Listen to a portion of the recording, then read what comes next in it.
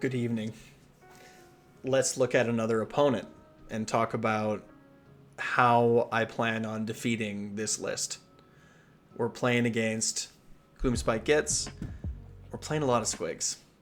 But first, thanks to my patron supporters. Thank you to Wybarian for the art for the channel. Big fan. And thanks to Baron of Dice for being a sponsor. If you're going to buy dice, you may as well buy it from them. Check the description for a link or use code MDG at checkout to help support the channel. So here's the list that we're up against. Gloomspike Gitz, Jaws of Mork, Grand Strategy, Chasing the Moon. Good. Squig Boss is the general with the clammy hand. Scragrot the Loon King. A Madcap Shaman with the staff of Sneaky Stealin' and Hoarfrost.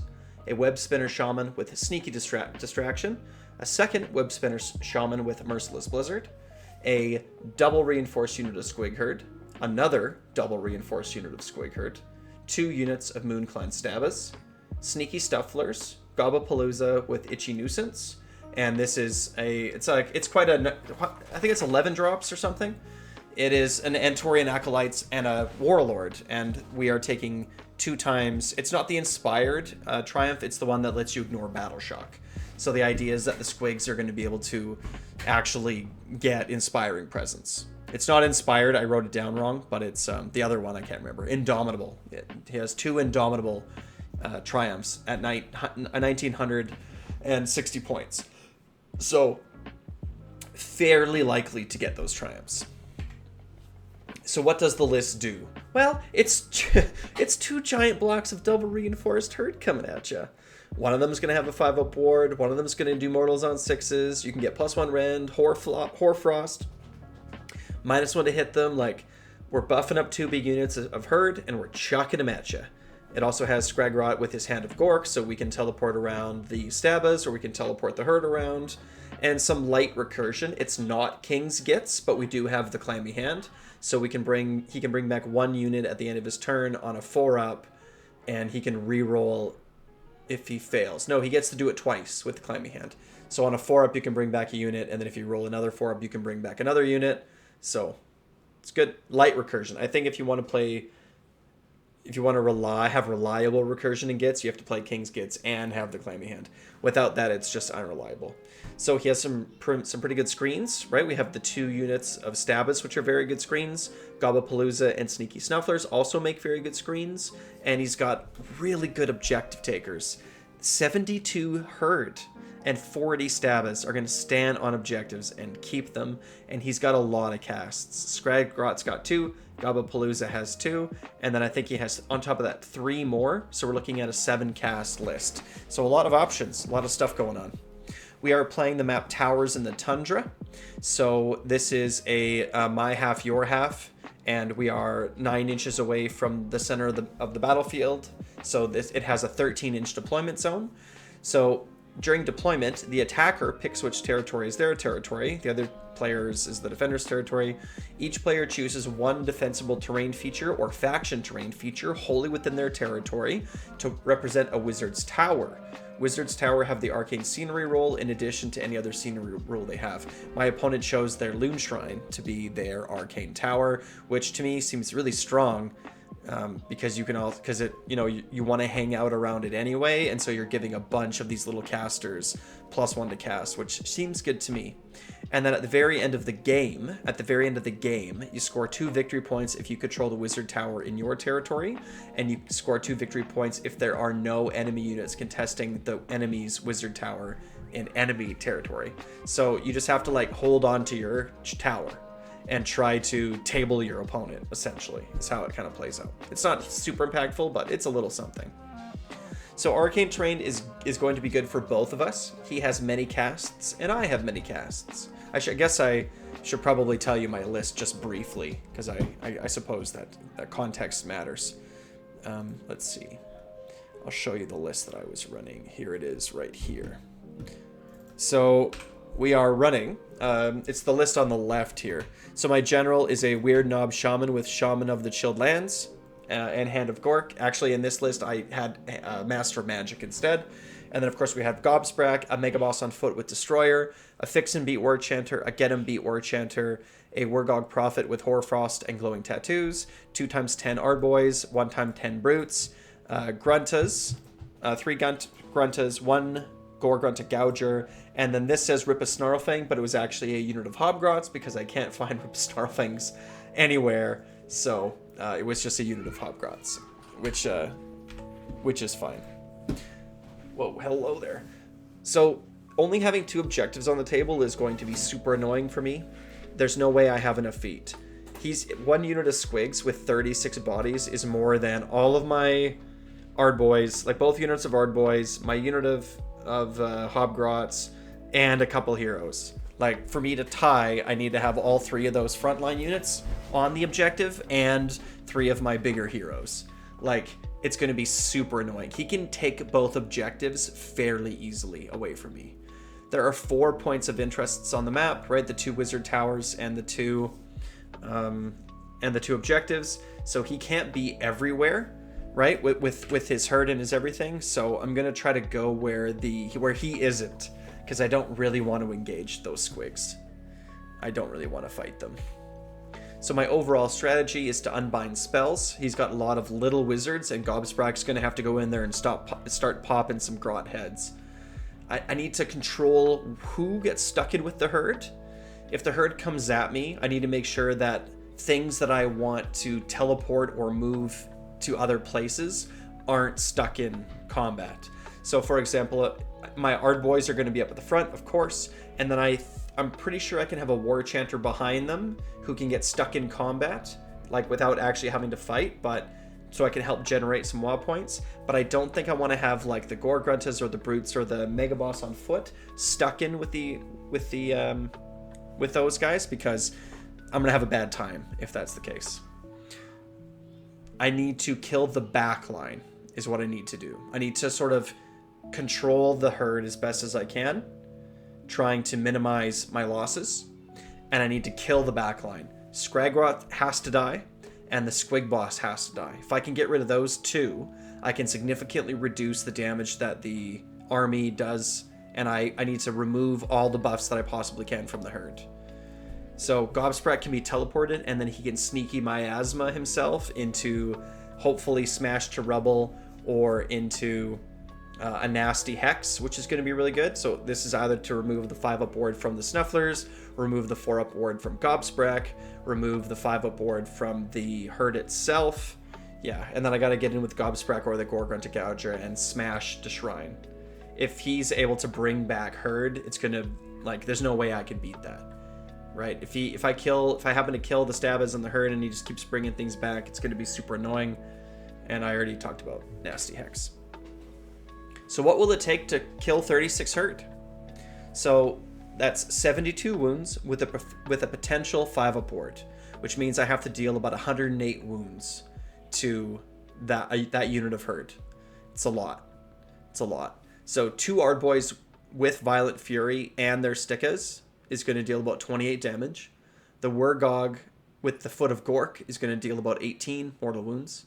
The Brutes are going to deal about 16 mortal wounds. The Megaboss with Destroyer is going to deal about 12 wounds, which is only 74 wounds. Oh my. Even if I pump everything into killing the Squigs, I'm not going to be able to take them off the table in one turn.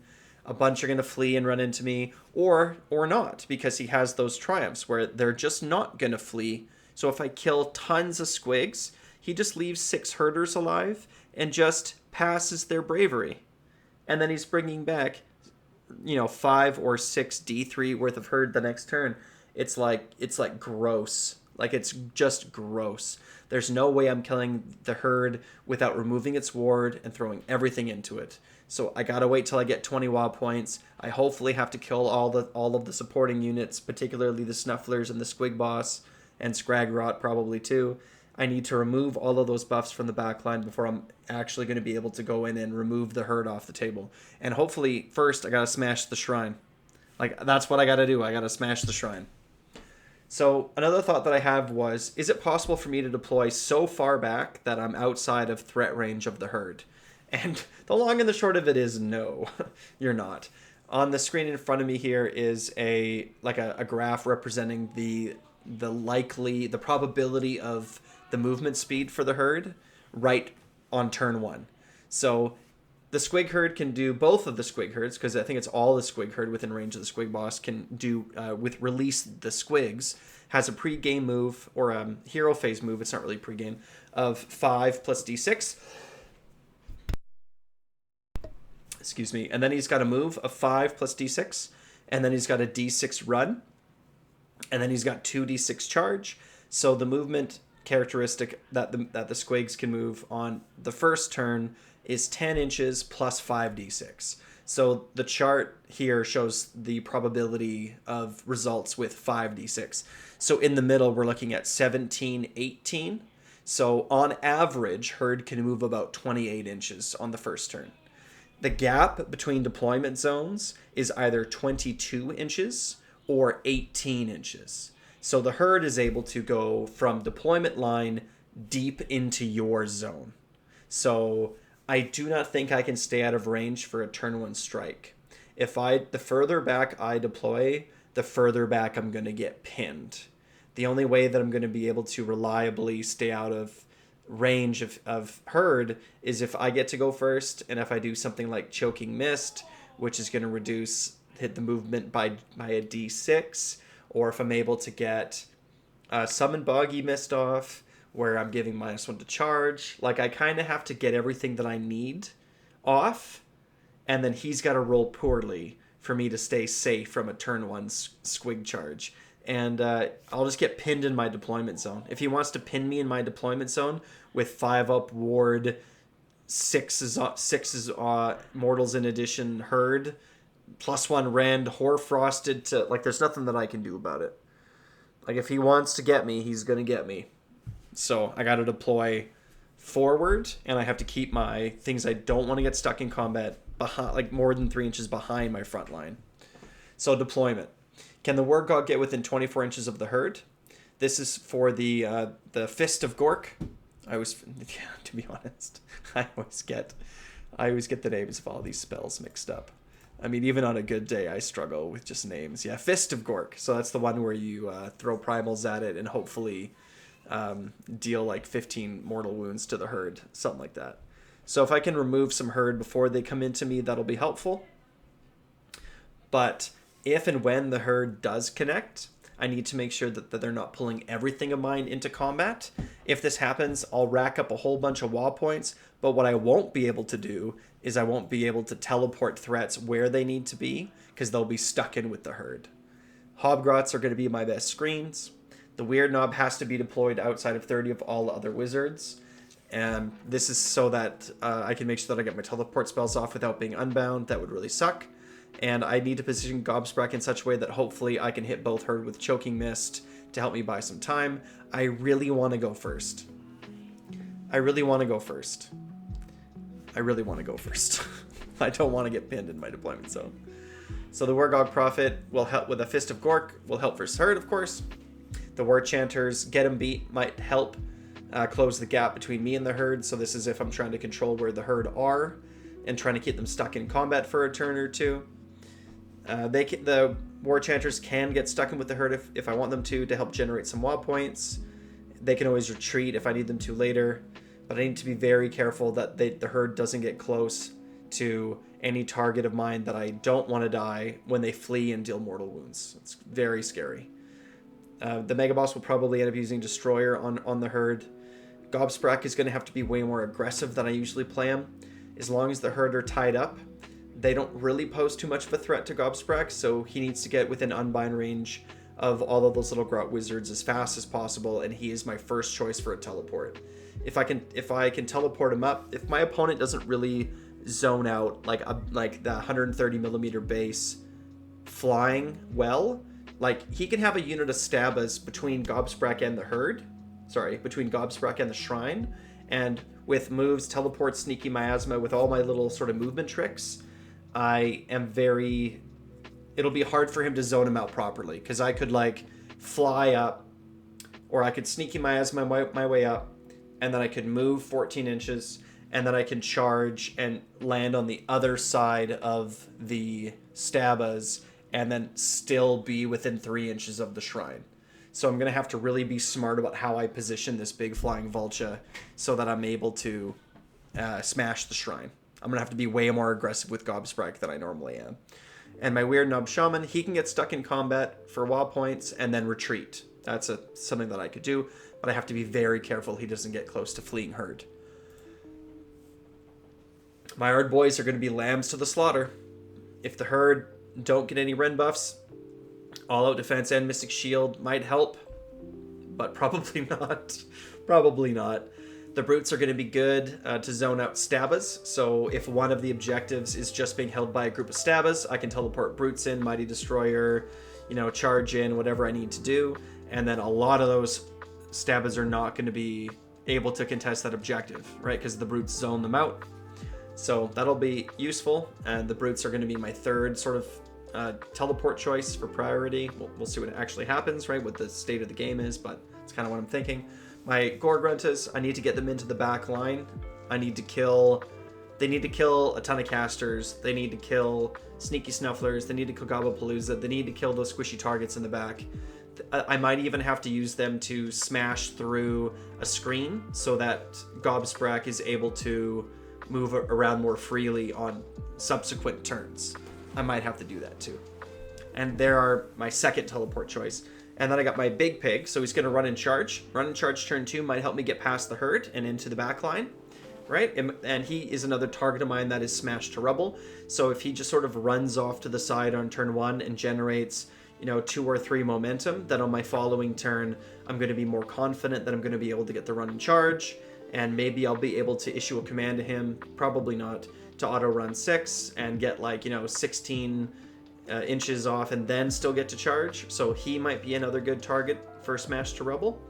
So we'll see about that. And then Hobgrots are going to be a speed bump. I wish I had Spider Riders or Rippus Snarlfangs though. Not gonna lie, I do wish I had those guys. They're a lot faster, so the Hobgrots aren't going to be able to if I do get to go first, the Hobgrots can move up the board, but they're not going to be able to really zip up the board and get as much into my opponent's face as I would like him to. Not going to be able to do all those things. So here's my first turn plan. So if I go first, assuming that there's no opening in the backline to kill heroes, my opponent's a good player, so I assume that he's not just going to leave his stuff open in the backline. I am thinking about teleporting my Hobgrots as far forward as possible and move up the Ardboys to hopefully take some objectives and maybe even zone out my opponent. But we'll see.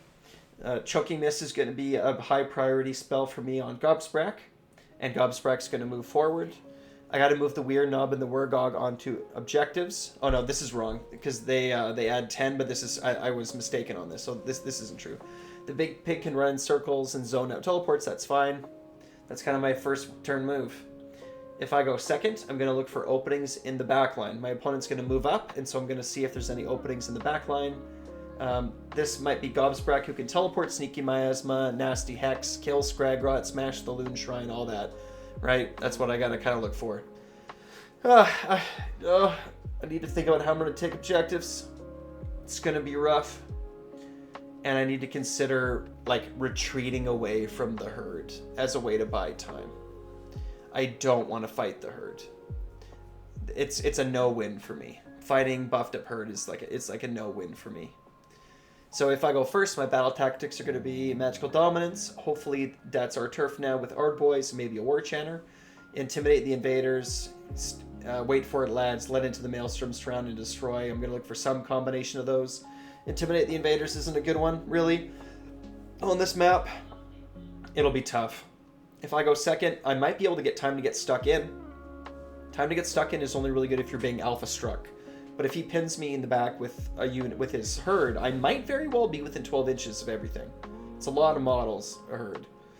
Let into the Maelstrom might be a good counterpunch. Surround and Destroy might work out.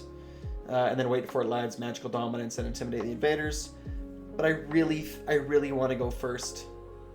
I really want to go first. I do not want to go second. I do not want to get pinned in. I'm so afraid of being pinned in by Squigs. So this game actually already happened. So that was my thinking going into the game. So how did it go? The short of it was that my opponent went first and took a relatively defensive position with the Herd. He didn't charge me turn 1. Then I double turned him. So with that double turn, I broke the shrine. Gobsprat got Sneaky Miasma off twice, and that in combination with his moves led me to get within range of the Loon Shrine, kill, smash it to rubble. So I was lucky with my 3-up roll. And I got the herd stuck in combat to sort of keep them busy. And then Gobsprat was an all-star. He killed Scragrot and he killed Gobapalooza and he smashed the shrine. The big bird came through. So, I mean, it was a good game. I feel like my opponent afterwards was telling me that, they're still relatively new with the army and that, still trying to figure it out. But I was able to get Gobs. I was able to execute the plan that I wanted. I was able to play my game. The whole game I kind of felt like I wasn't really being forced to do things I didn't want to do. That I was able to kind of control the pacing and control where units were on the board, and I was able to deal good damage, and and after I smashed the shrine, it was like, okay. So by the end of the game, I had like Gobsprat deep in his zone, I had pigs deep in their zone, and I had moved up the board significantly. I was able to get and intimidate the invaders, and overall, it was really good. It was a really fun game. Really glad we played. It was a good time. It's a good time. So I think that's it, eh? Yeah. So yeah, I hope that you guys get something out of these opponent analysis videos. The logic for me is I'm gonna sit and do this anyway. I'm gonna sit and think about this and have all these plans and go through all my opponent's lists and what his stuff does and how I can beat it. So might as well hit record, right? Anyway, till the next one. Like, subscribe. Wow.